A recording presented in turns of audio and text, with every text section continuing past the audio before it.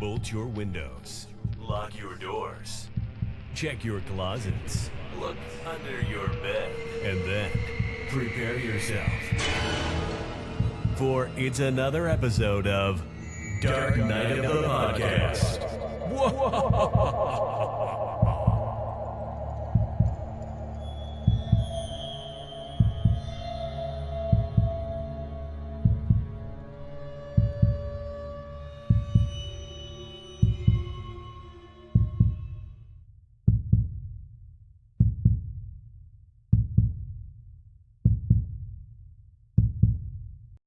Jesus fucking Christ, you guys. I gotta say it right off the bat. As a Midwesterner living my life in 2026, I just gotta say, fuck the snow, fuck the cold, fuck the winter. I am done. I am so ready for spring to hit. I can't even put into words. I'm basically sitting here trembling because outside right now, I don't know how many of you are in the Midwest like myself here in the Cleveland, Ohio. Right now, if I go outside, I literally feel like I am in the middle of, I don't know, some tundra, I guess would be the only word to describe it. It feels like the Arctic. You know what it feels like? A film we watched not too long ago, 30 Days of Night, because the roads are lined with snow, nobody's going outside, and there's no daylight at all. And so, Troy, the film you picked today, I feel like I'm extra sensitive to it because I feel like I'm living it. Jesus Christ. You're Frozen. Oh. And not the Disney Frozen with what the fuck's the characters Ella and let it go, let it go, no turning back anymore. I knew it was coming. Is that Adele Dazeem? Adele Dazeem. Idina Menzel, Long in the Jaw. I love that one. I'm going to say it right now. Let me tell you in a moment.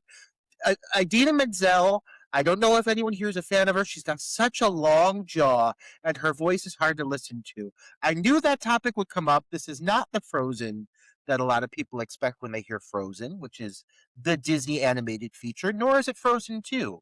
This is a very different kind of Frozen, and it really feels like what we're getting outside right now. Like, watching this movie in the middle of this season with winter and the chill hitting as hard as it is, I step outside and it literally hurts to be standing on my porch. That made watching this film all the more effective for me. I gotta say that, Troy. I'm a Midwest boy. I grew up in Iowa, Davenport, Iowa, right on the fucking Mississippi River. Boy, do I know cold. And I moved back to Iowa. If you guys have been listening to our podcast from the beginning, you know this whole ordeal of me moving back to Iowa back in 2021. I was there a year, and before I said, you know what? I love my dad. I love my family that's here. I love my friends here. I fucking cannot deal with this cold.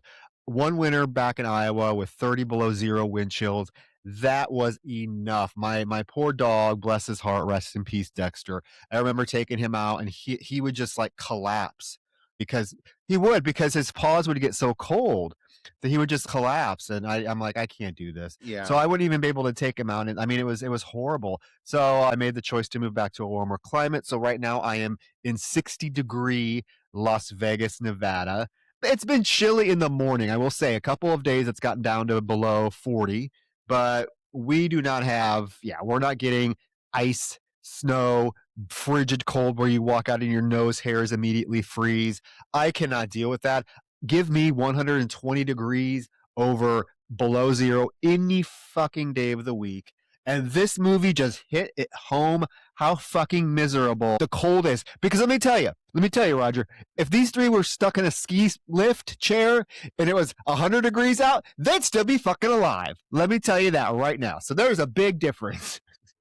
Big difference for sure. I do have to just shake my fist at you. The fact you had to bring up that goddamn 50-degree weather, 60-degree weather. Is that what you said, 60? It's 60 right now. I just balmy 60 degrees in Vegas. You sitting there watching this thinking, oh, that must be cold. And meanwhile, I'm fucking living it. So, Troy, I'm shaking my fist at you. But I will say, it did make me appreciate, I think, like what they're trying to do here. It's really not like any other films I can think of. Maybe there's some films that tried to capture the same vibe. Like, what was the one with Scott Taylor Compton trapped in that goddamn sauna? Sauna 200, was it 220 degrees, I think, or 221 degrees, something like that. Yeah, well, Scout Taylor Compton, Travis Van Winkle stuck in that fucking sauna. That one sucks. Yeah, I think that's a very similar premise to this. Also, Fall. I don't know if you saw Fall. Those two broads climbing up that fucking radio tower getting stuck. Yeah. We're gonna have to cover that one because I Oh my cannot. god. Fall makes my goddamn ass clench like nothing else. Oh Lord. But this is Frozen, 2010's Frozen, directed by Adam Green, who is probably best known for the Hatchet series, extreme gore, over the top gore. So him coming out with this film, kind of in between Hatchet 1, Hatchet 2, or somewhere within developing that franchise, coming out with something like this, which is a lot more grounded and realistic, to an extent. I will say realistic. Was I really appreciated that. It really showed his skill level as a filmmaker, because this is completely different than the Hatchet franchise. And when you find out how they filmed this, and the actors were really up on this ski lift the whole time, I mean, it really is impressive. And I will say, when I first saw this film, Audrey, blew me away the first time I saw it. I could not stop talking about it. I was like, "Oh my god, you gotta see this fucking movie. It's gonna terrify you. It's fucking one of the scariest things I've ever seen." I was a little bit more less enthusiastic watching it this time around. Maybe because I've seen so many other of these, getting trapped in a certain scenario films, that this one I guess I was paying more attention to. Okay, why aren't they doing this? Why did they do this? What that sort of thing. That comes naturally. But this is still really a highly effective film that I still recommend to people that have never seen it. I love Frozen. And the Disney one and this one. I'm just going to put it out there, but especially this one. I love this movie for an array of reasons. This is survivalist horror.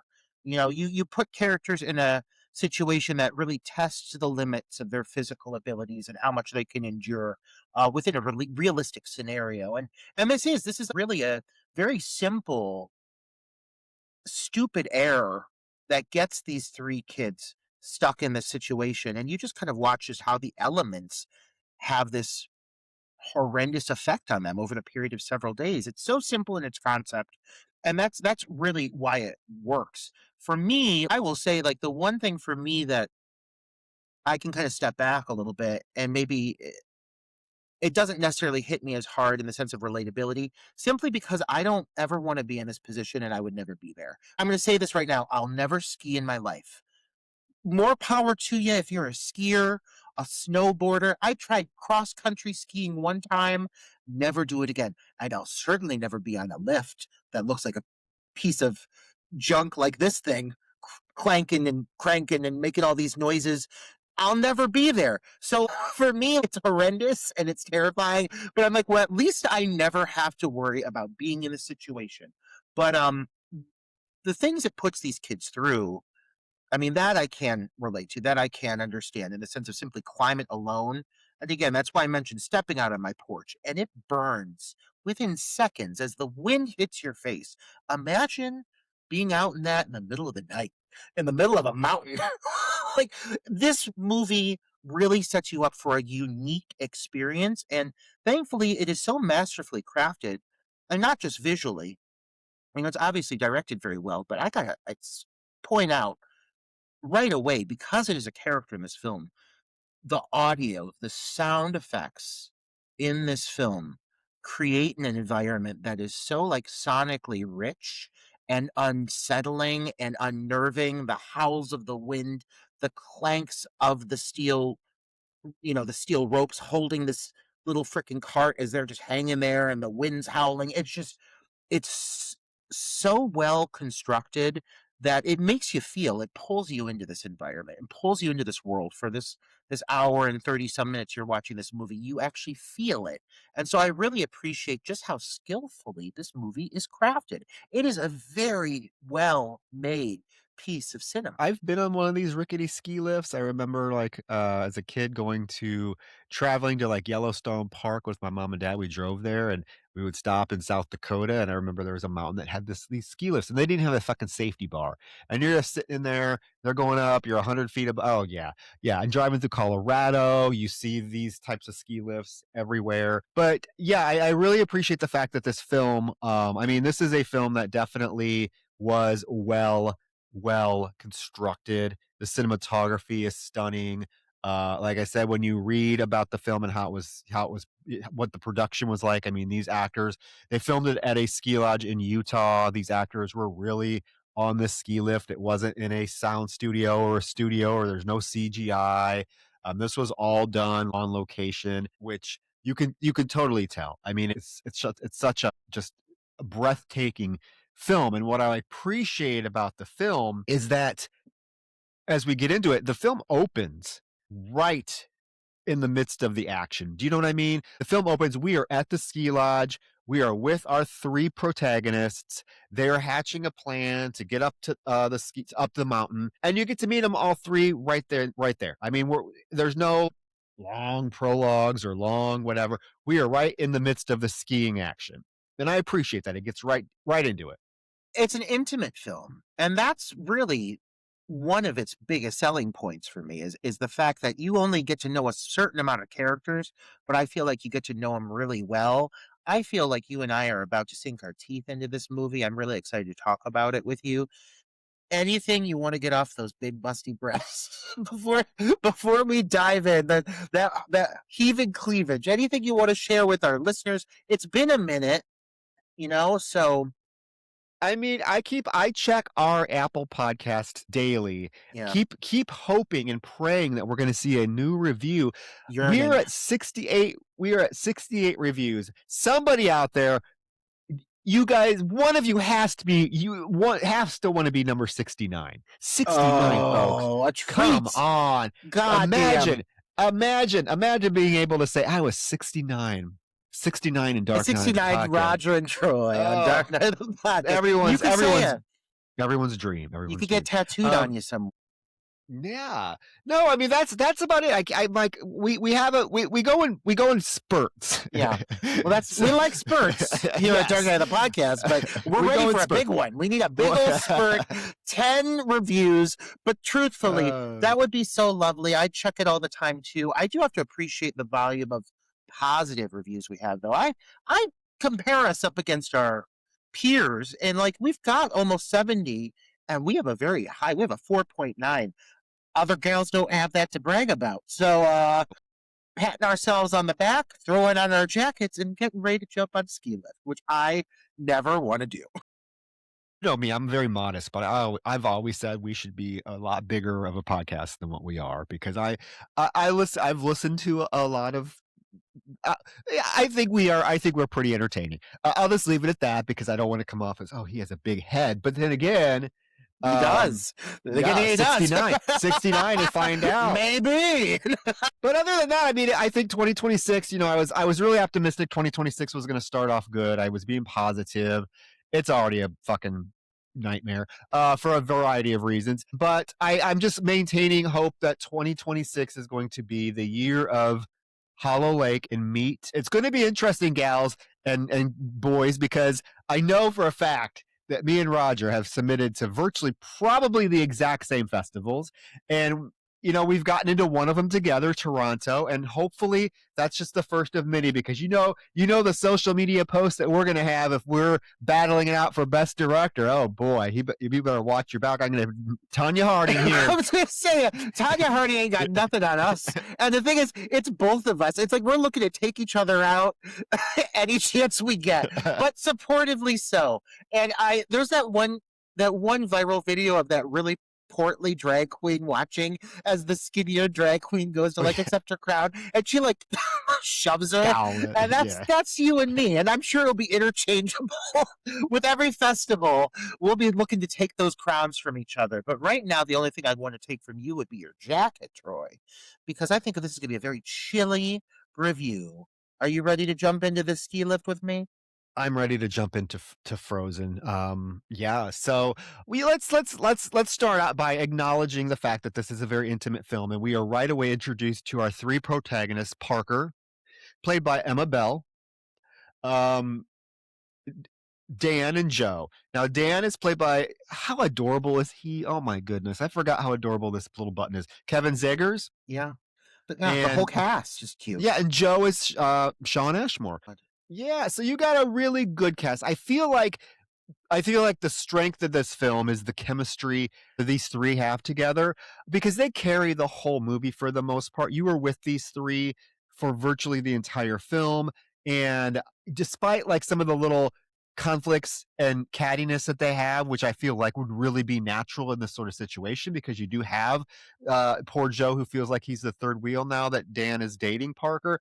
I do feel like these feel like real, like friends. Like I buy them. And a lot of times in these types of movies, that's one of the things that's overlooked, is that you don't necessarily buy the characters. You're like, why the hell would these people be hanging out together?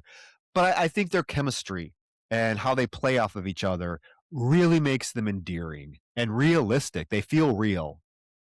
For the story this film is telling, this had to work, or else the film would not have succeeded. And thankfully, the chemistry is great. And it's not like I would even say that there is a standout here. They are all just equally likable, endearing, and annoying. Like, they have to be kind of annoying.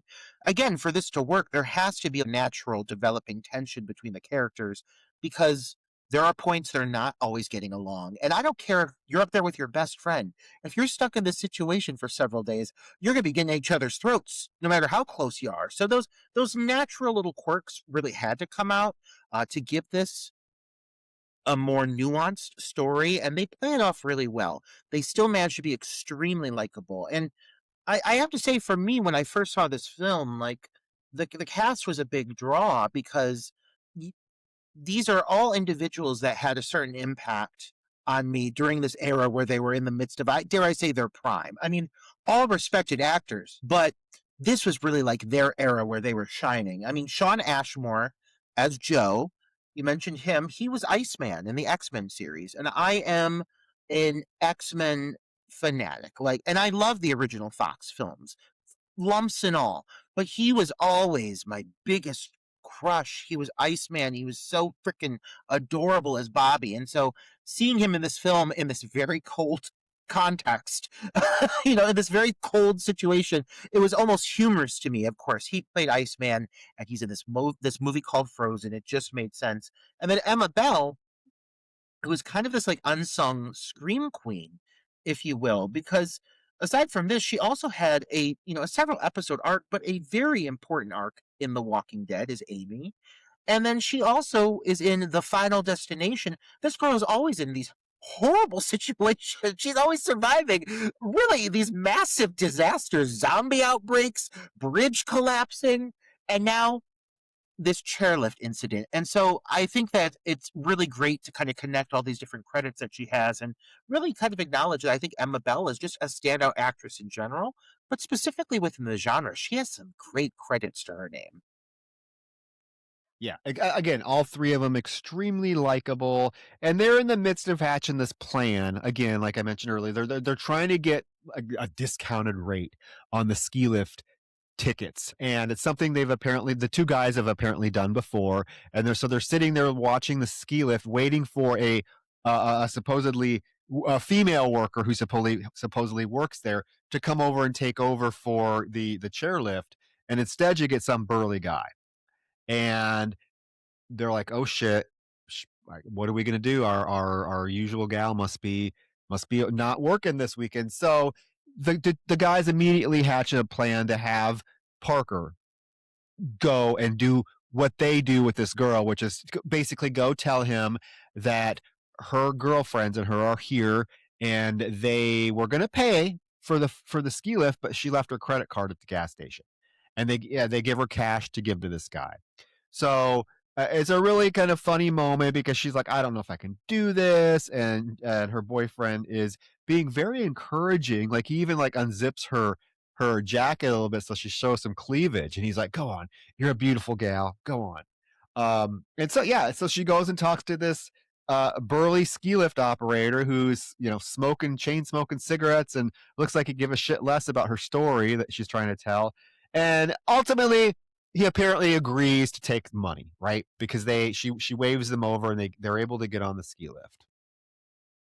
This little interaction is such a great, like, introductory moment for all three characters, but specifically Parker, this little moment she has with him where she's, like, attempting to seduce him, but clearly, like, this isn't really her thing, she's really just doing this as a favor, and then she pulls it off, and she has that, like, little wave back at the guys, like, just right away, so endearing and obnoxious. The banter between the guys is very of the era, it's very, like, it feels a pinch dated even when he unzips her top, but I don't think that's a bad thing. Like, again, I think you have to have these little blips in their relationship coming up because it does make for a more interesting journey.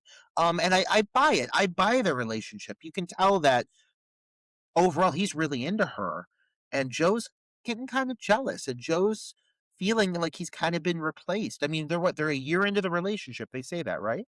Yeah, well, you even get the moment when she's over there flirting with the guy trying to get this transaction to happen.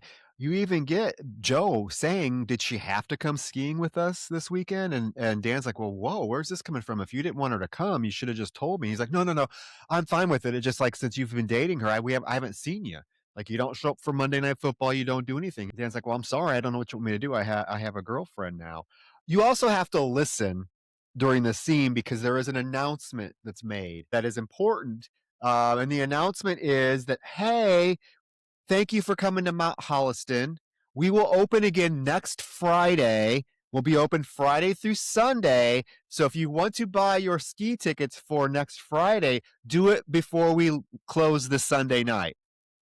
Really important. And I mean, it's a really, I think, smart little detail to add, right? Tiny detail, but so important. And since you catch it and you can tell it kind of goes like over their heads at first, that definitely is something that comes up in your mind. Like you're fully aware, like, oh, before they even think about it, you're like, fuck. This is a long period of time. These kids are fucking out there. And if you guys don't know what's coming, if you didn't already watch this movie, go do it because this really is a film that if you haven't seen it, you should experience it without any spoilers. There's not like a lot to spoil. The cover alone makes it clear what happens, but it's about the pacing. And this whole moment, it's almost in a way, Troy, it feels almost real time. That's another thing I like. They're having this this kind of almost banal banter that you would be having in this situation. They're getting on the chair. That guy's like, girlfriends, huh? And they get up there and then they kind of take off. But you're overhearing a very just natural, simple moment shared between these individuals. It's not really any major developments, but it works so well for the story they're trying to tell. I love how it takes its time. Yes, I think you saying that it feels like it takes place in real time definitely is hits the nail on the head, especially for most of the exposition of the film. It very much is real time. But then as we get to our issue that happens, it does kind of jump around in time and jump forward and stuff like that. But yeah, right now we are just following them on their journey. We follow them all the way up up the mountain where they're just having various banter back and forth about, Dan doesn't have any affectionate nicknames for her, and then Parker lights up a cigarette, so you get this whole thing where Joe is giving her shit for smoking. And again, I mean, good, interesting choice for this character. It was 2010. I do feel like cigarettes were pretty taboo then, not as taboo as they are now. So she's lighting up a cigarette. She says, "How long are we going to be here? Because I have 2 weeks worth of reading to catch up on." And Joe jokes that she broke the main rule of being up on the mountain, and that is you're not supposed to talk about real life shit when we're up on the mountain. And then something happens again. I think that's super important, tiny little thing, but the ski lift stops. It stops for a few minutes. And they're like, "Hey, what is going on?" And they're sitting there for a minute. They're like, "Hey, this is cool, but what's going on?" Everyone's up, but they're surrounded by people. Other people are on this thing. It stops, but then it starts back up. So like, oh, okay. And that's a little bit of I don't want to say foreshadowing, but it definitely allows like when what really happens to them to happen for them not to seem so concerned about it at first, right? Right, and it kinda shifts their dialogue just, like, in that direction, being like, "Hey, oh my gosh, get us moving." You could tell they're, like, impatient, because these are, like, what? They're, like, young college students, and they're obviously in their early 20s. That punk kinda nature to them is just it just makes sense, the unlikability, I don't really hold it against these characters. They're just kind of, like, inexperienced at life, you know? And even Joe, there's a moment where he's correcting Parker. Parker's like, "I did good." He's like, "You did well." And it's this kind of chauvinistic element that the guys possess, at times almost like demeaning her.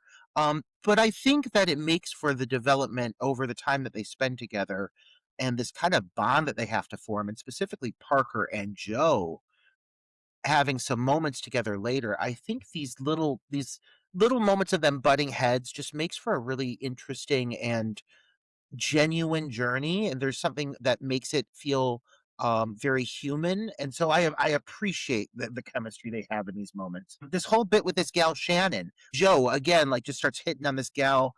You could tell that he is kind of, like, on the prowl. It's that third wheel tendency, but I like even this little bit of banter he has with this girl. Do you know who this girl is? Because she's, tied to the Hatchet franchise.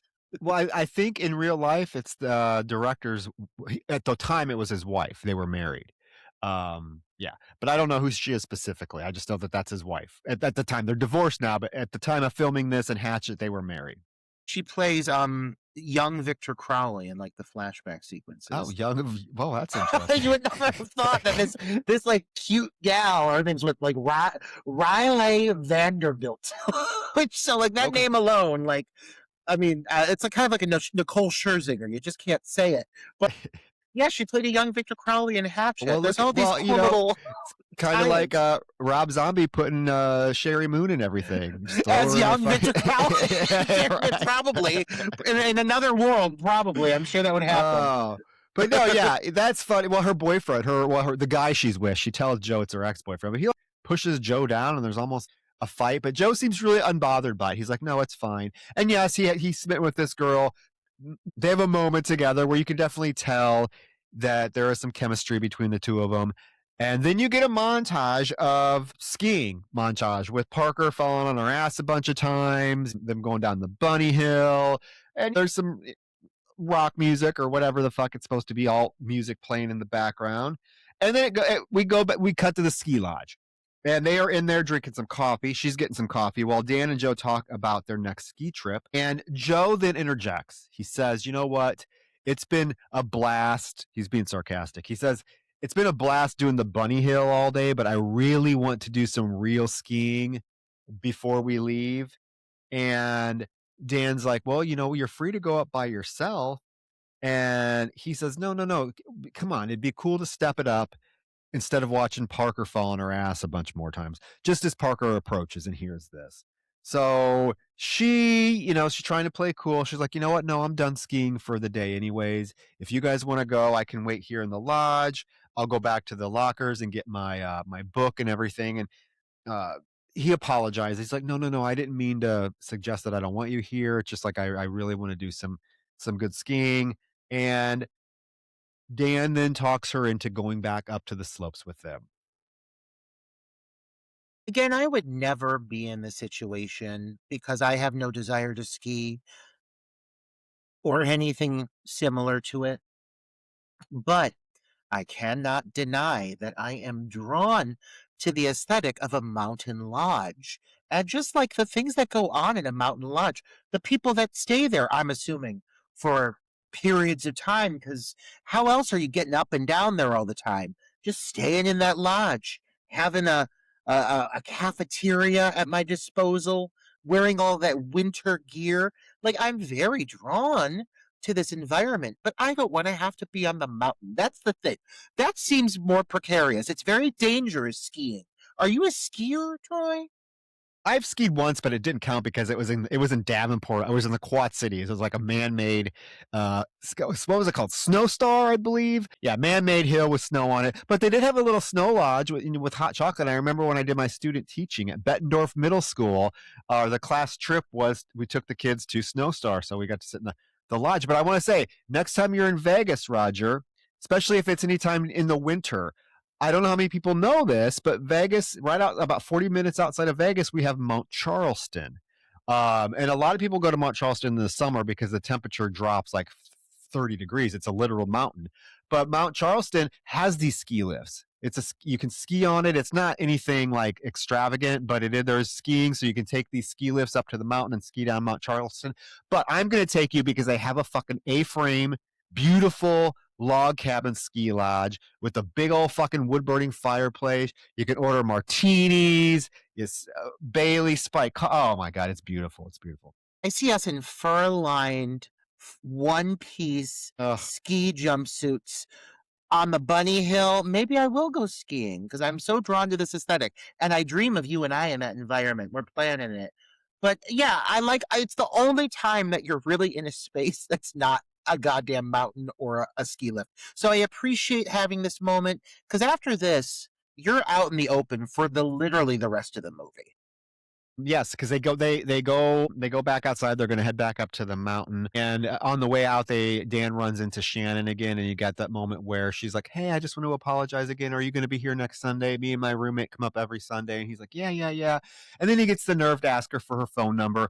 Unfortunately, she doesn't have a pen. He doesn't have his phone.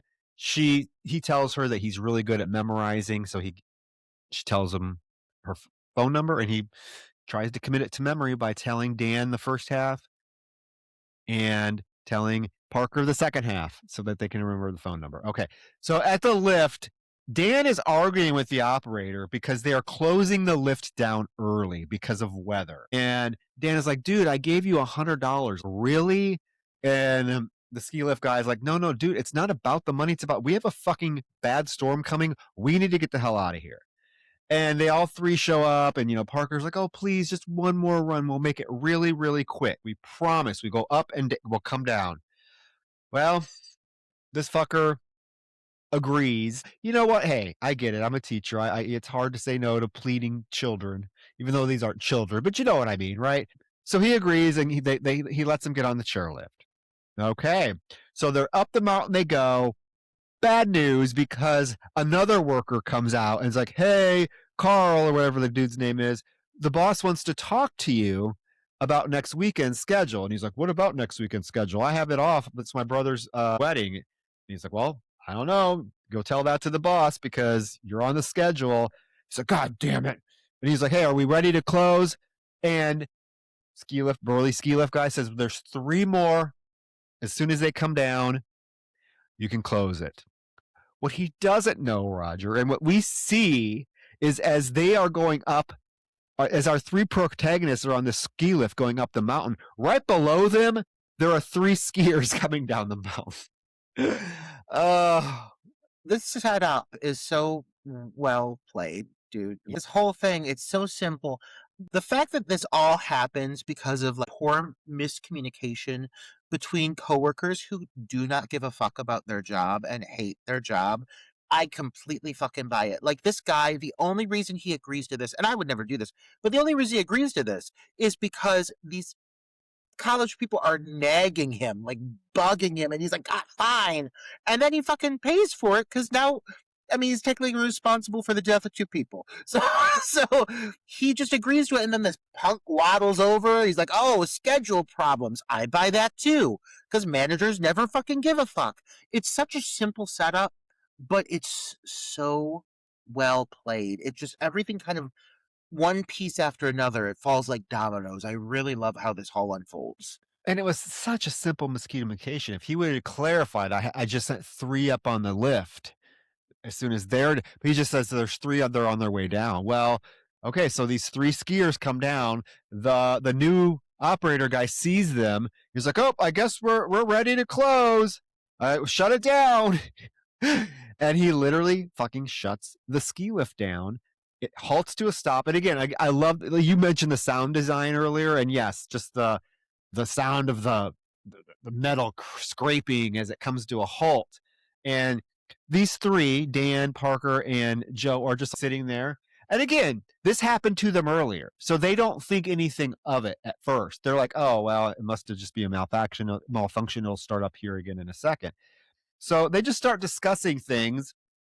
This is not what I would be discussing at this moment, but Joe wants to know what they think the worst way to die would be.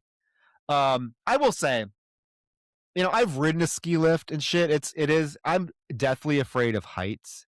So that's always a problem for me. But I've ridden a ski lift. I've ridden one of those like gondola, like the enclosed gondola things. I took one of those up a mountain in Colorado. It was actually fucking beautiful. I wasn't really scared in that because you're enclosed, but something like this is definitely nerve-wracking if you're afraid of heights. They have one at the Iowa State Fair that goes all the way across the fairgrounds. And yeah, I've been on them and it is fucking nerve-wracking because the only thing holding you in is this measly little bar. It is Have you been on one of these ski lifts, types of ski lifts? Absolutely fucking not. Never. You'll never catch me dead in one of them. There's no way. I couldn't. And I also with heights, but just being that fully exposed, I will never put myself in that position because I don't want to die is really what it is. I don't trust them. This thing again making all these fucking noises. It's such a well handled moment. The whole build up to everything stopping and going still. Even when the gentleman who's operating the machine, when he reaches for the lever and pulls it, there's this really great shot that makes it feel like such a big action. Like it's really setting everything into motion, what's about to happen here. And it's chilling. I mean, like literally, it's chilling. They're all cold, but it sends chills down your back because you know it's coming. It's building and it's building. It's building up to this, and then it happens. And the calm reaction at first is really, it makes sense. The things that they're talking about, she's like, "Oh God, I'm so hungry. I want to go get pizza. Can we get pizza after this?" And like, she's already hungry. Just imagine where you're at 3 days from now. But the dialogue and everything that unfolds here, it's just this natural banter, and it's the lack of awareness and realization at first that makes you just so uncomfortable because you're like, "Oh my god, these people do not realize just how bad this is about to get." So yeah, this is really a really wonderful moment in cinema, in my opinion. The chills that go down my back when this all unfolds, every time I watch this, I always get just an excitement out of this moment specifically hitting, because once the fear does hit, this becomes a very different movie. But this moment of calm as everything starts to be realized leading up to the lights going out, it is so nerve-wracking. I will say, while I know I understand the intention, it's definite foreshadowing. I do find it a little heavy-handed, Dan's response to what the worst way to die is, because he's like, "Oh, I think the worst way to die would be being eaten alive by a shark, and especially a shark that you see coming. You see it coming, and you know that it's going to eat you." Like he thinks that's terrifying. I'm like, oh, a little heavy-handed there. I understand. Parker says the worst way to die would be burning alive, which I agree with her. I think that burning alive would be horrible. Joe's worst way to die is the Sarlacc Canyon from Return of the Jedi, where apparently you dissolve over a course of 1,000 years. You get digested over a course of 1,000 years. And suddenly all the lights go out. And this is like when they realize, oh, holy shit, they don't know we're up here. They start to scream. Dan's like, calm down, calm down. It could just be a power outage. That happens all the time. It happened a couple weeks ago with us, and we were stuck for 25 minutes. It'll be fine. And then no, she is sobbing and losing control, and she realizes, oh my God, it is Sunday. Nobody is going to be back here until Friday. We are going to be stuck up here until Friday. And she starts screaming. And Dan's trying to calm her down. He's like, hey, no, no, no, no. Worst case scenario, I can just jump. I've done it before. We'll be fine. And then a little bit of a lighthearted moment where she says she has to pee. And Joe's like, so do I. And they have this cute little banner about, she's like, I swear to God, Joe, if you pull it out in front of me, I'm going to puke. And then all of a sudden, this fucking out of nowhere, this ice storm, sleet storm hits them. And this looks so uncomfortable and just miserable. And even she's like, oh my God, it feels like needles as it's hitting them. And you're just watching these poor 3 kids be pelted by sleet. When everything hits and the first response that you get, I think it's Joe that says it. He says, I kind of just shat my pants. I'm not going to lie. Like, that is such a real response to like the lights going down. Cause that's really the first real hint that they're given that, oh, this is not just a mechanical error. This is an actual like closing of this whole area. Like it's about to shut the fuck down for almost a full week. Immediately they're bickering. And that is so accurate. That is so true. Right away, I mean, you're panicking, so you're just going to start venting your frustration and taking it out on the people around you. And I love that, like, Parker's like, please don't yell at me. Like, that would be me. I'd be like sobbing.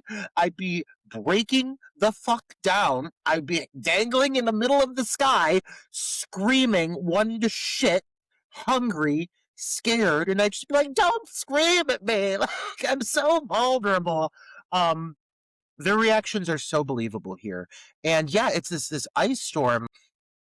They don't even really realize like how bad it's about to get, what they're getting into. But right off the bat, right away that night, they kind of get the worst of it.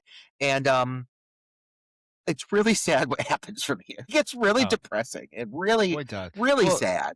they have this one moment of hope as this tractor driven by none other than Kane Hodder himself it comes driving down the fucking mountain and it literally stops right underneath them and they are screaming, they're yelling, and he at that same moment he gets a radio call from his supervisor telling him, hey, come back, you need to come back to base, everything's fine. They're trying to throw shit down there, and he starts to back up and he literally sees something fall in front of his tractor, but the tractor is so loud because it's one of those snow, it's supposed to be like purifying the snow or whatever, so it's really loud. And he doesn't put two and two together. He doesn't bother looking up or anything like that. And their moment of hope quickly fades away as he just drives away. So sad. So fucking sad. It's like the only moment they have to like really think maybe someone's coming to help us. And they're like cheering and calling to him, and then the vehicle stops and then it starts backing away. And the thing is, they're like throwing supplies, like their skis and everything, trying to get the attention. Well, she throws the helmet, which probably would have come in handy. I'm pretty sure they throw scarves, and they're losing things that they're very much going to need considering how bad the elements are about to get. So it just puts them in an even more vulnerable situation. And I completely buy that he wouldn't see them because the storm is so bad. Like you see that one great angle over his shoulder through the window, and the only thing you see is about like 2-3 feet ahead of you. Snow, Yeah. sleeting. So he wouldn't be able to look up and see them, I'm assuming, above him at that angle. So I completely buy it. And I didn't even put two and two together at first. It was Kane Hodder. Like you were absolutely right. But such a little cameo. But overall, there's not many other characters in this film. So if you're going to have a cameo like that, you might as well be in a movie with only 6 people. It's Hatchet himself. I mean, he played Hatchet. So, and the sound design does a really good job at making it known how loud this thing is, so that he Yeah. would not be able to hear them. Yeah. Can I point out really quick too, Troy, one thing that I think is really terrifying about the situation that they're in, because they acknowledge it around here, is the safety bar on this chair. I just want to be clear. It literally just lifts. It's not Yeah. even a fix. It's just kind of loosely there. And if you move it a certain way, it will just lift up and you're just completely exposed. And I think that's horrifying. Yeah, no, and like I said, I've been on one. I don't, I don't ever think that it managed to reach heights like this. It was pretty. It seemed like it was always pretty low to the ground, but it still is pretty, like I said, nerve wracking. And yeah, it's just like a little flimsy bar that comes across your lap. Um, so some time passes, and Parker's complaining that her face is burning. They are obviously getting really cold. You can see like a red welt forming on her face, which is obviously frostbite. And Dan notices this, and he just blatantly says, "You know what? One of us is going to have to jump, or we'll die." Parker starts to cry and saying she's like, "I'm really scared. I don't know what to do." and she tries to light one of her cigarettes, and she dropped her fucking glove. Roger drops her glove on the ground It's so below. simple, but it's so important. Mm-hmm. And, you know, at the same moment, Dan notices that, he looks at, he can see this cold is starting to affect all of us. Like, he's getting red welts on his face. He sees the welt on Parker's face getting worse. And at that moment, he decides he is going to jump. Parker and Joe do try to tell him, don't do it. And he says, it's either I jump or we will die up here. So he is scared shitless. He lifts that fucking safety bar, and neither one, like, they're looking at him, like Joe's looking at him like, are you really gonna fucking do this? And he launches himself off of the ski lift. And I feel like this could have ended a lot better if he would have tucked his legs. Like, if you're gonna like that, even I know that. Like, I feel like he should have known that, because he is portrayed as being like, oh, this is something they do all the time. He seems very athletic, very like. Even I know that. Like, if you're gonna jump from this distance, tuck your legs, try to land on your ass, but he does not. He lets himself fall in a standing position, and when he hits that ground, Roger, oh, his legs snap, and this is like cringy. It will make you clench. The bones bust out of both of the legs. It is absolutely horrifying. And again, so easily preventable. Like, I'm not saying he wouldn't have been hurt if he would have tucked his legs, but uh, I think he would have been a lot better off than he is now. I thought the same thing, and I watched it back because this moment is the way it's shot. You get multiple angles from this fall, and one of the most effective ones is the perspective of him looking down at his boots as he's going down. And he makes it clear he's talking a big game, but he really, I think he even says he lied. He never has actually done this before, jumped off this thing. And I think this is just a dumb fucking college student who goes to do it, and then when he does it, he's wearing these massive frickin' snow boots. You're probably weighted the fuck down. He is layered up, and I think you expect to hit the snow and, like, hit the softness of the snow, and it's just gonna naturally be an easier fall, and he doesn't keep in mind he's wearing these massive boots, so he just plummets, and when he hits, and you see that fracture, and you see the literal separation of the bone as it punctures through the snow pants. It is shocking. It is a shocking fucking visual. And he drops to the ground. He's in such shock. You normally think you'd start screaming right away, but he's in such shock from it that he sits up and just looks at it at first. And the movie hasn't really gone there yet. You see the sore forming on her face and so forth, but you kind of forgot that the director is really known for really gruesome effects. So all of a sudden, this horrible fracture happens in both legs, and you're like, ah, ah! It is horrific. And he starts screaming. They start screaming. It is just chaos, and no one can help him, and he can't move. They're throwing him things. He's just laying there like a pathetic, fractured leg man. I mean, that's like, he's just sitting there in the snow, and it's just the visual is shocking, and you get it for a while. Like, they don't. It's not like all of a sudden they just start cut to tights of him. Like, they'll cut to like aerial shots from above, from their perspective, and you just see his legs sprawled out with blood everywhere.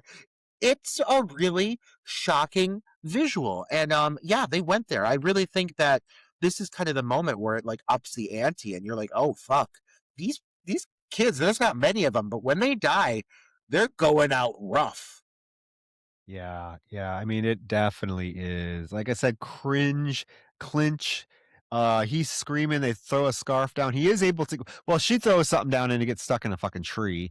And then Joe is able to throw his scarf down. And there's that moment where Dan is trying to reach for it, and every time he moves forward, moves itself forward, the bone comes out even farther.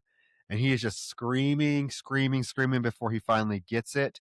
And, Joe's looking around and Joe yells down. He's like, maybe I can climb the cable and get to a lower chair. And Dan's like, dude, you got to be careful because those cables are razor sharp. He's like, well, I need to do something or you're going to die. So he, and Dan's like, instead, he's like, just get to the nearest pole. All of the poles have ladders on them. Just get to that. And suddenly you hear a howl of a wolf. It's subtle at first, even to the point where Dan doesn't hear it. And they're like, shh, Dan, shh, shh, shh. And you hear that fucking wolf again. And Dan hears it this time. And he understandably freaks the fuck out. Joe tries to calm him down. He's like, dude, calm down. When's the last time you heard of a wolf attacking anybody in New England? They're pussies. They're not going to bother you. They don't attack people.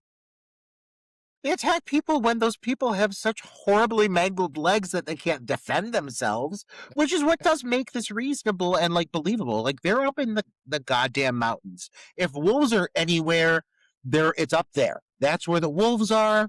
They're howling.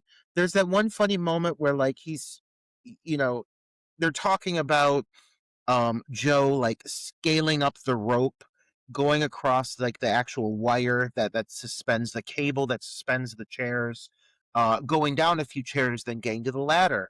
And he's like, all like I gotta do, I'll do like a push-up. And Dan's like, don't even try to do a push-up. Your mom had to write you a note so you could go to gym class. And like, even though he's got these fractured legs, like he's still cracking jokes. But it's done in a way that feels believable because he's clearly just in shock. He's freaking out and he's terrified. Like the fear is really hitting here. And what's to come is really violent. At this point, nobody has been established as the lead. Each one of these characters has gotten a completely equal amount of screen time. Really. I mean, everyone is on camera up to this point pretty much almost the exact same amount of time.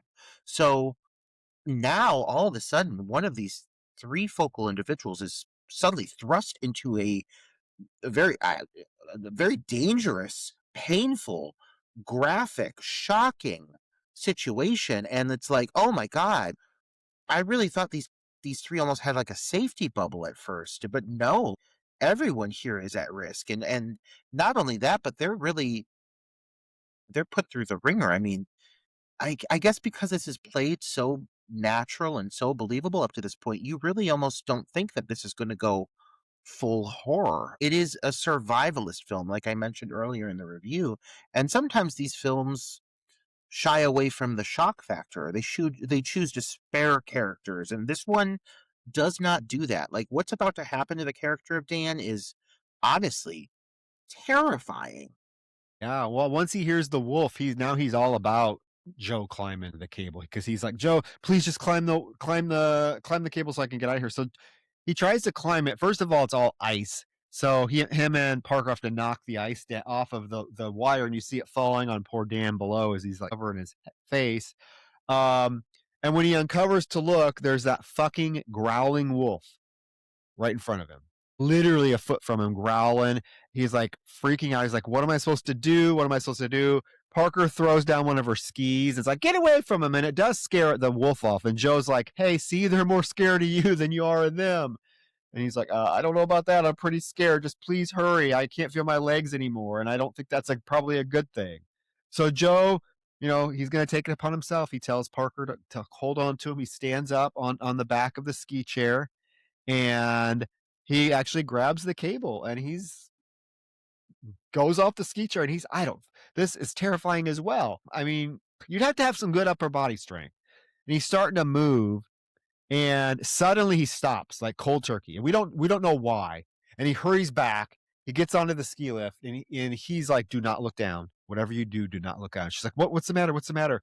And of course she looks down and now we see a whole pack of wolves has encircled Dan. And poor Dan is crying and Joe, whatever you do, don't let her look. Don't let her look. And Dan pulls his ski cap over his eyes, and he is immediately attacked by this pack of wolves. And I need to be clear, this is horrifying. It's not gory. We literally see nothing. We have a quick shot of like the first wolf grabbing his head. That's it. This the terrifying aspect, what makes this so horrifying is the sound effects. Him screaming, her crying, and Joe's trying to prevent her from looking down, and she's like, "I want to look, I want to look." And then you hear as these wolves are like tearing into flesh, you hear Dan's screams start to get more like gargly and it is absolutely a perfect example of sound effects over like what you don't see is way more horrifying than what they could have shown. Like I think they made a really good choice here, and even I read something where like, there is a cut of this that is gory, and we know Adam Green can go all full force with the gore. Apparently, Roger, there is a cut of this, or it was filmed with gore, like him being ripped, guts being ripped out, things like that. And Adam Green in the final cut made the decision not to show any of that because he thought the sound effects would be much more effective. And I would have to 100% agree. Yeah, this is expertly crafted sequence. So let's hear it for the fact that we're seeing real wolves too. I'm so sick of seeing digital animals because it is Mm-hmm. truly something that is obvious. And I know I probably sound pretentious in saying that, but these are real fucking wolves. And the moment of him pulling the fucking hat over his face is so pathetic and sad and desperate. And that's exactly what you would do because there's nothing you can do to defend yourself. You are horribly mangled. And you see a few shots. The initial attack, you see the dog strike, you see them grab him, you see some blood splatter, and you see a few other moments from above of them looking down, and you see the dogs moving in, but it is really understated. You're right. And I love that because not only the audio, but the reactions of the friends. Her just screaming and weeping, and him trying to cover her eyes. I love that this is the moment that Joe becomes a stand up guy. Like he's been kind of a dick, but he really changes into a hero as of this moment, I would say, moving forward. Both this and, the moment prior of him going to scale that cable. And when you see what it did to his hands, the fact that it tore through those leather gloves and he's pouring blood out of his hands, it's really just a desperate situation to be in. The fact he goes back because he wants to shield her from this is really a a strong a strong character choice. They made a good call for how to handle this for all of the characters involved. It made them feel very, very just authentically terrified. Everything as it unfolds here is so horrifying, and I just buy it completely, and you do see a few moments of the after, like, the gore afterwards, like, his hand of gradually getting buried in the snow. That's a visual I love. As the snow starts falling, you see the fingertips sticking out of the snow. But, yeah, it is truly a moment that will stick with you. The audio is superb, the acting is fantastic, and, you've had your first major death in the film, and now you realize, "Oh, it's going there. People are not going to make it out of this alive." This is really that film, and it's just a wildly intense sequence. Well, and making let's be honest here, the real antagonists of this film are these wolves. It's because these wolves now are a constant menace, and in fact, they're not Dan isn't the only one the wolves kill. I mean, these wolves are Jason Voorhees. These wolves are Hatchet in this film. Yes, nature is also obviously an antagonist, but ultimately these wolves are even a bigger threat, it seems, to these people getting to safety.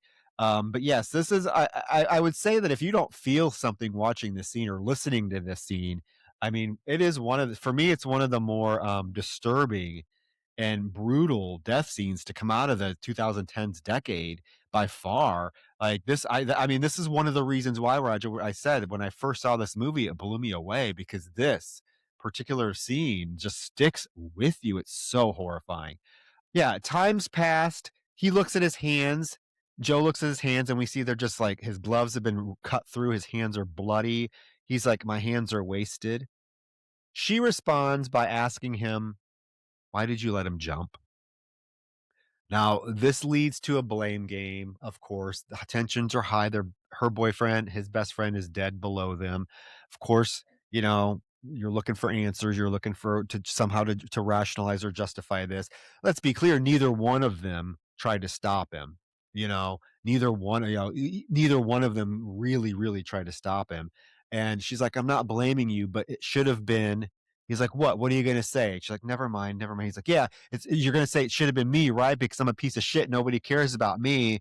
And then he lays into her. He's like, "This is your fault.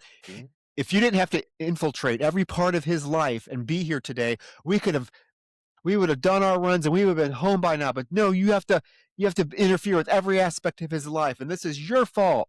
She's like, "No, no, it's not. I'm sorry. I'm sorry." He's like, "Fuck you." But then you get that sweet moment where, I mean, she's a bigger person than I am, because I would have, after someone talked to me that way, I would have been like shut down. But I love this little moment. And this is such a good character uh choice here, where she actually slides over to him. I mean, after he laid into her, Roger, like really bad. And like I said, if that was me, I would have been like, "Fuck you." I would have not. But she scoots over and she puts her hand around him and she's like, "I'm so sorry. I'm so sorry. I didn't mean it. I didn't mean it." And then he gives in and he hugs her and they embrace. And I just think it's a really good moment, because I think it is her realizing, you know what, we can't be doing this. Like, we're it. Like, we can't be at each other's throats. We have to remain civil with each other if we're gonna find any way to get out of this. Like, physically and emotionally, right now, they are truly in shock. There's that there's several moments of them just sitting there, just kind of glazed over, when they're not bickering, they're just kind of dead-eyed looking off into the darkness, and as you fucking would be. And the conflict seems irrational, but this is not a rational situation?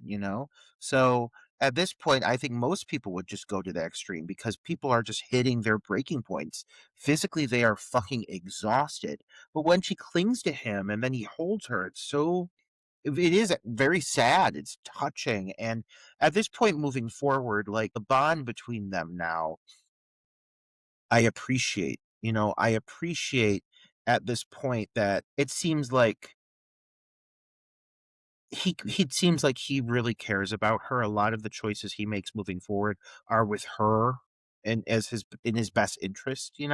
Overall, like he's taking care of her, and they work together as much as they possibly can within the situation to try to find solutions. I never look at her as, I wouldn't say like the damsel in distress. They're both equally pathetic. And so really they're running out of options. But I really appreciate where their relationship goes at this point. Remind me, has she peed yet? Did we skim that? No, no, That's that has coming up. that has not happened yet. Oh, No. the peeing, the great peeing of It, Emma. Wait, what's her name? Emma Bell. The great piss scene of Emma Bell. Yeah. For yeah, that's coming up soon. My But favorite moment in the film. yeah, well, I knew that would be. So, I mean, we do get another moment of them, like, they've obviously made up. They're still trying to remember that Shannon's phone number, and he tells her that he's going to marry Shannon. As soon as they get out of this predicament, he's gonna call her, he's gonna propose, they're gonna have children together. And then she has a fucking emotional breakdown about her puppy, Shayna, that is at home and must be hungry. She is gonna think that I forgot about her, and she's gonna starve to death, and she's not gonna understand. She's probably at the front door right now listening to any sound out in the hallway, thinking it's me, and she's gonna starve to death. And Joe's like, "No, no, no, that's not gonna happen. The neighbors will hear her barking. They're gonna hear her, and they'll break in, and Shayna's gonna be fine." Jesus fucking Christ, Shayna. That would be me. I'd be like, Gregory Cheeks! Who's gonna make his pork? Because he's now on a pork and potatoes exclusive diet because he's allergic to everything. I would be like, who's gonna make his pork? With me trapped up on the ski lift. This is such like a random and like almost in a way it feels unnecessary moment, but it's so specific that it feels so human. her worried about her puppy and that her puppy's going to die, my brain would absolutely go there. I relate to this moment more than any other moment in the film. And I love that they let her character have this. I sure fucking hope Shane is okay. Oh my I God. think she got home to her in time. I don't know. It's been like 4 days. I don't know how many days theoretically have passed. I think is it 3 maybe? I think it's Mhm. 3 because now this is the 3rd day, I think, because it's morning. Both of them have somehow fallen asleep. I don't know, Roger, if I could fall asleep in this freezing, uncomfortable weather, but they do. She wakes up to realize that she fell asleep because remember, her glove earlier fell to the ground. She fell asleep with her hand gripping the safety bar. So she tried, she innocently just tries to pull it away and realizes this hand is frozen on this bar. And there's that moment where you can tell she's putting real effort into pulling it away. And instead of doing anything, it just lifts the bar up. And I know. Puke in And my then mouth. I know. And then you get that moment where she braces the bar with the other hand and literally has to rip her hand off of this safety bar, and you see the skin come away. And this is horrifying, like really bad. Like, yeah. I am so repulsed by this fucking moment, Joy. Oh my God. Can I tell you something stupid I did as a kid? Please. You know the Christmas Story where the kid puts his tongue on a metal pole in the winter? You didn't. Oh my I did God. it. I Did did it it. happen? I pulled my tongue away and it ripped a whole layer of skin off my tongue, and let me tell you, it bled and hurt for days. It was horrible. Yeah. So, I just yeah, I don't know why I did it. It was like, "Oh, it's gonna be fun." I don't know. It was horrible. I was in elementary school. It was awful. Learned my fucking lesson, obviously, but, this just like, see, ugh. Yeah, anything My with God. skin sticking to cold. Yeah. I'm literally getting like shocks through my body right now, even thinking about when I did that because it hurt so fucking bad. It was No awful. wonder they call you the velvet tongue because you had a whole layer of skin removed. It's nothing but the soft, meaty bits Right? underneath that you Oh, it was got. horrible. Do they affect your taste buds at all? Can you taste No, things still? I Okay, still good. can. Yeah. Oh, good. Thank God, because that would be a sad loss. Wow. Thanks for sharing that. That's horrifying. I know. I mean, equally as horrifying compared to what happens here. You know what it is for me, Troy? This is one of the most, again, repulsive visuals I can think of. And it's not only like the fact that she has to peel her hand off, it's the skin that remains frozen onto the metal bar for the rest of the film. And like she looks at her hand and she's like, ah, like freezing, hands black, obviously frostbite all over. At this point, she looks like a steak that's been in your freezer for 6 months with freezer burn all over it. This poor girl. And I love that she looks at it and she realizes what happens. And then she doesn't tell him because it's like, what is he going to do? Just get him more panicked? But yeah, that's a problem. Like that hand, I am pretty sure girl probably lost that fucking hand. I'm thinking because that is a severe bit of frostbite she's got there. Yeah, I mean, I think, the only thing I can say that was positive about this experience is I think they're probably like cold and frozen enough that nothing really hurts as bad as it would normally. You know what I mean? Like, her hand is probably completely numb, so she's not going to feel any of that pain until after it thaws. So I'm keeping that as like, oh, that's at least that's good because that would hurt like a motherfucker. And he does wake up like because he hears the safety bar jang and he wakes up. He's like, "You all right?" She's like, "Yeah, I'm fine." And he notices that her frostbite is getting worse. He's like, "You know what? I have to jump or I have to get out. I have to get down. If we can't be here another night. We are not going to make it." And she suggests maybe we should wait a couple hours because it is morning. Maybe maintenance comes during the week. Maybe somebody will be here. He's like, "Fine, I'll give it a couple more hours." He falls asleep, which again, I could not fall asleep. And he's sleeping, and this is where she pisses herself. Here's the I mean, pissing. it has been like 3 days. How girl holding it 3 days already? I mean, whew. And it's a lot I'm of shocked they're piss. not dumping their fucking Oh my drawers up God. there, Troy. It's a lot of piss. I mean, it's a huge puddle. It leaks down. This can't become because now this is gonna freeze. Your piss is gonna freeze to your legs, It's Roger. so pathetic. The driplets of urine dripping from the chair. It's my favorite part. I'm not saying I like water sports. I just think it is something that, like, again, feels extremely vulnerable. Feels very pathetic. Like, what other options do you have? You gotta piss. Yeah, well, I like the. I mean, she's crying. She know. I mean, she does feel pathetic, and then she starts crying. There's that moment she wipes her face with her glove, and she literally wipes a whole thing of skin off her face. I- Uh, You just see like that black bit uh, peel off and it's just all raw, and you're that's like, horrible. girl is looking rough, rough. Oh, Well, sun comes up, and at least the sun's shining now, so it's giving him some worth because they even comment, well, first of all, first we were freezing to death, and now we're going to get sunburned. And Joe, Joe wakes up. They engage in some more just random conversations. She asks him why he's never had a girlfriend, and he tells her, "Well, I did have a girlfriend a long time ago, but I was done dirty by her because she dumped me for another guy." And then she reveals that she really thought that Dan was going to be the guy that she was going to marry and that she should have done something to save him. She starts crying and he tells her there's nothing we could have done for him. I've known him since first grade. He's very adamant. He jumped to save us.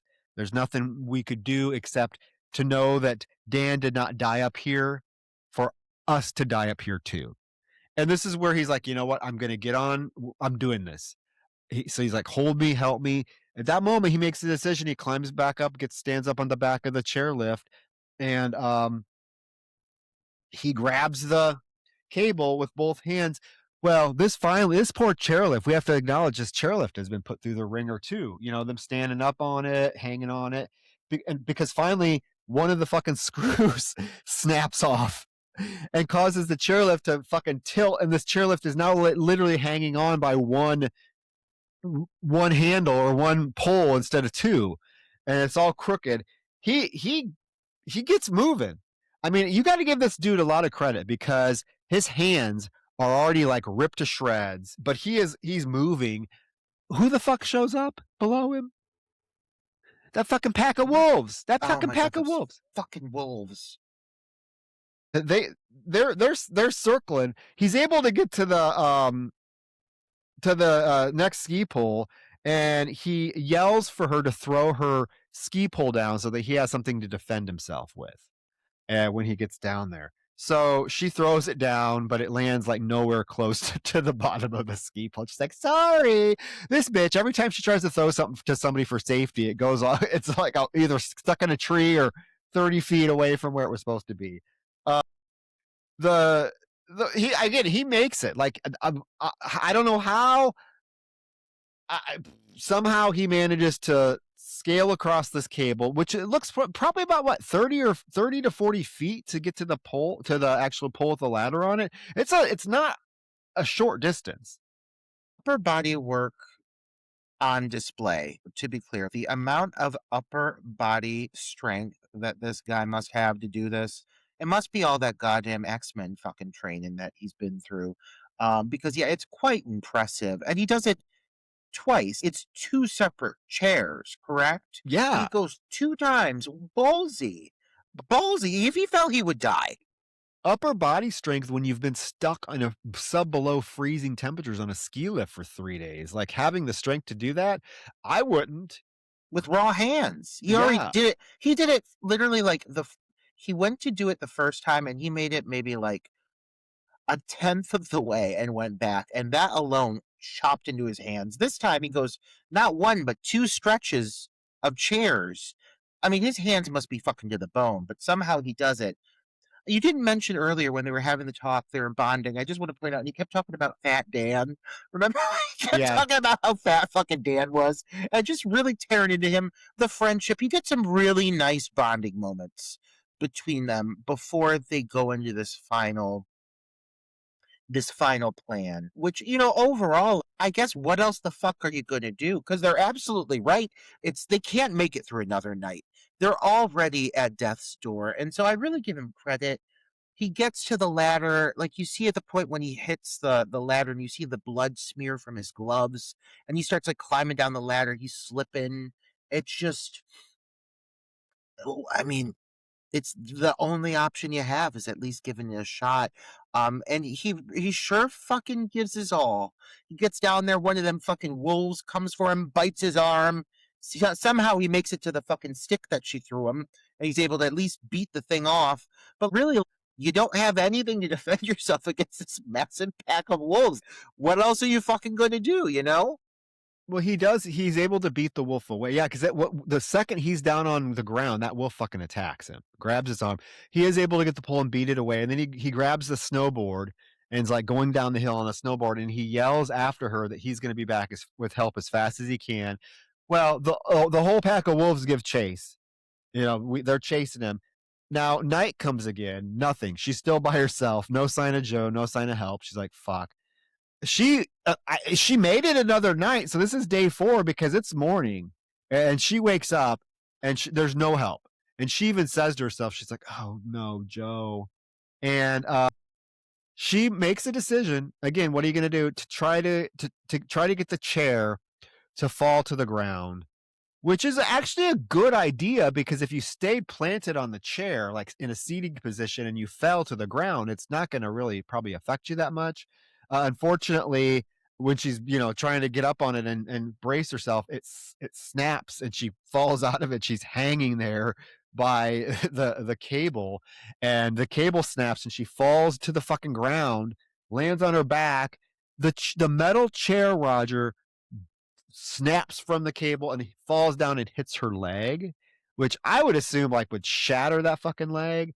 It seems like it hurt her, but she's still able to get her leg free and climb down that fucking hill as fast as she can. This whole bit here, it really kind of works out in her favor as very best it possibly could. Nothing was going to go well here, but really, thank God it kind of worked out the way it did. The only thing that really fucks her up is that goddamn fucking chair falling on her leg, which later on you do see her leg when she's moving through the snow. You almost see her leg like snap. So I am really thinking this thing had to at least fracture her leg because she's crawling at this point. I think that the one moment, there's one moment where you see him sledding away. I want to go back to this because it is a big moment, and he goes off into the night, and there is a moment that's just her, and you really don't know what to expect. Like it leaves you hanging. And she's like, Joe, and he's sledding away on that board, and the wolves are taking chase. And the flesh hungry wolves, they've tasted the flesh of man. And now these wolves are bloodthirsty. And I get it. I understand. It must be slim pickings up in the mountains. But there's one moment, it's borderline melodramatic where she's like, Joe. But after that, when she wakes up in that chair, for a split second, I thought her fucking face was going to be frozen to it. Because already her hand, she had to peel her hand off, and then she wakes up and her head's like leaning against the chair. And again, like, how in the world are you sleeping on this thing? This must be the most uncomfortable situation ever. But so she wakes up, and I like that she's just like, fuck, I gotta do something. And yeah, so this whole thing really works out overall in her favor. She's injured, but if she wouldn't have had the chair drop that bit and where she's hanging on, it did give her just enough. It bought her just enough of the fall that it made it so when she fell and landed on her back, she um, was able to survive. I mean, overall, like, without really breaking anything aside from the injury caused by the chair falling on her. So she's dragging herself. She's so pathetic this last stretch here, crawling, rolling down hills. But she's fucking determined, that Emma Bell. Determined until she becomes face to face with a fucking wolf that has literally, we see it feasting on the remains of Joe. We didn't know what happened to him. I guess we assumed, right? But Joe has been like literally ripped apart by these wolves, and the one starts growling at her. She is like literally face to face with it. She sees Joe's mangled, like half of his mangled body there, intestines hanging out, meat hanging out, and suddenly a bunch of other wolves come up to feed on it, and it distracts this big wolf, and it just goes and joins the feast. And she is able to keep crawling, and she crawls and rolls right down onto the road. I don't know. I guess it's a smart decision for them not to. They didn't need to show Joe getting ripped apart. I do like the fact that she just comes upon the remains because, again, we assumed, right? He didn't show back up. It's been overnight, no help. But it is sad. I mean, these fucking wolves. They took out. These wolves are the only things to kill people in the entire fucking movie. And it is shocking because, like, there is part of you that's thinking, like, oh, he's going to show up just in the nick of time and they'll make it out of this together. And the way she comes upon him, it's like so like unceremonious. It's so just, again, sad. It's a very, very gory effect. You see the corpse and it is mangled, and there's areas that are chewed down to the bone. He really went out just horribly, much like his friend. But I also like the fact that she survives simply because the wolves have what they need. They're animals. There's plenty of Joe left to go around, and she's able to just crawl away very desperately, sad and pathetic and quiet, just crawl away because the wolves are in the midst of a meal. They don't have a need to kill again right now. So yeah, it's just in a very, again, unceremonious conclusion, but it works because it is so just sad. And at this point, it's just survival mode. She gets to the road. That one car, like, can you tell me that car didn't see that poor fucking girl in that bright pink jacket, fucking waving it down? It drives by, like, god damn it. So she just gets to the road and she just grabs that ball of ice, like, passes out. Thank God someone drives by, because I am convinced, like, if you would have given her 5 more minutes, she would have fucking died. Oh, she would have been dead. Yeah, I was so pissed. That first car just passes her on by. Yeah, and then she just collapses on the middle of the road. And luckily, the second car stops, gets out, gets her in the car, calls the hospital, and is like, "Yeah, we're only 10 minutes away. I'm bringing her here." And she's kind of going in and out of consciousness. And whoever this driver is like, "You're gonna be okay. You're gonna be okay."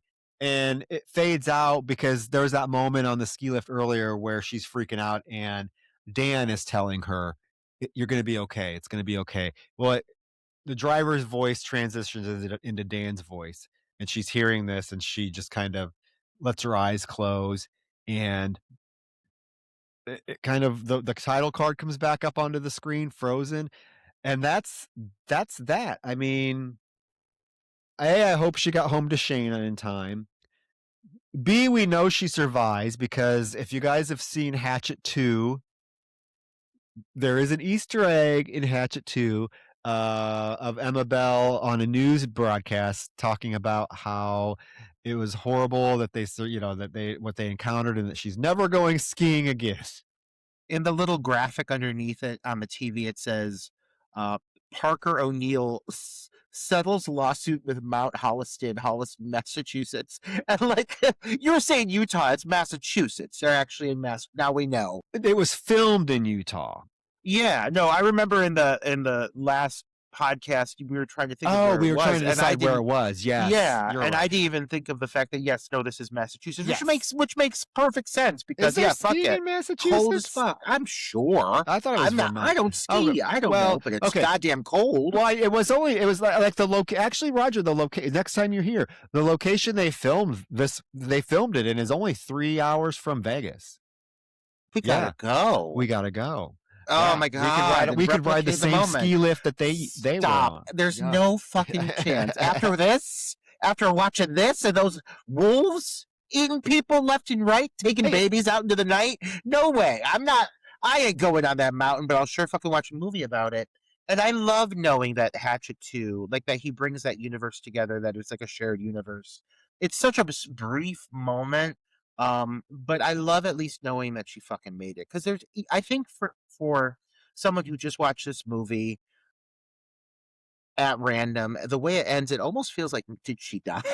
Like, it almost feels like she's given up and dying. But no, it's good to know we have a bookend, a brief moment in the other film to kind of give us an idea that she made it. And rightfully so. She sure fucking earned it, watching people get eaten all around her. And she's becoming a millionaire. She became a millionaire. She got up to be a millionaire out of the deal. But yeah, that's Frozen, a film that, and it's very premise. You're right. It's a survival film. It is trapped in a specific, precarious location. Again, we talked about some of the other films that follow the same blueprint, the 247-degree one. I don't know if it's 200 something degree. Fall. There's the 47 meters below. There's a bunch of them. I like them all. I like that kind of setup because it seems very realistic. The one thing with this film that I know people do criticize it for is the inclusion of the wolves as like the antagonist. A lot of the criticisms I've read about the film is how realistic is that wolves aren't going to just naturally attack. I don't know. I'm not a zoologist or whatever, but I'd be fucking scared. I'm like, and like you said, if a hungry wolf comes upon an injured person that can't defend themselves, I'm assuming they're going to wolves eat fucking moose. Why would they not eat a human? But I get it. It is a kind of an interesting choice to make the wolves ultimate villains of the film. It's probably, while it's terrifying, it's probably like my least favorite part of the film. I prefer like the fact that they are really trapped up, like the whole process of how are we going to get ourselves out of this. That's what's kind of terrifying to me. Like the movie Fall, that's what's so fucking terrifying because it's such a helpless situation. You're 2,000 feet up on the air on a platform that's 6 feet tall. How the fuck are you getting down? That's the terrifying part to me. But I will say, while I wasn't as like, ooh, gung ho, this is a fucking, as I was the first time, this film still really affects me. It really has that power to affect me. And if you haven't seen this film, I do think it's definitely worth checking out. I think it definitely launched that sort of subgenre of being trapped somewhere. How are you going to get out? I know other films have done it. They were like an elevator film or something. There's also a film. Oh, I think it's from Norway, Roger. It's a film very similar where a group of people, they get trapped in it's not a ski lift. It's one of those like enclosed gondolas. You know what I mean? Can't remember I cannot remember. It's called Drop. So if you liked Frozen, there's Dropped, which, I mean, the stakes are a little bit lower because you're not exposed to the elements. You're inside of an enclosed thing, but it actually is pretty effective.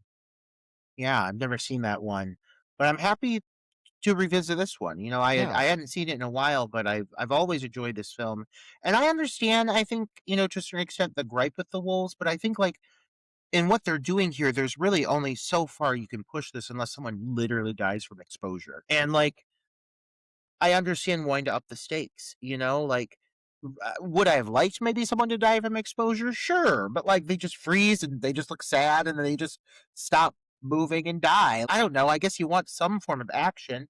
And then you even say in the dialogue, "Oh, wolves are going to attack," but dude, if you have someone whose legs are horribly fractured and cannot defend themselves, I think a lot of animals might take advantage of that situation.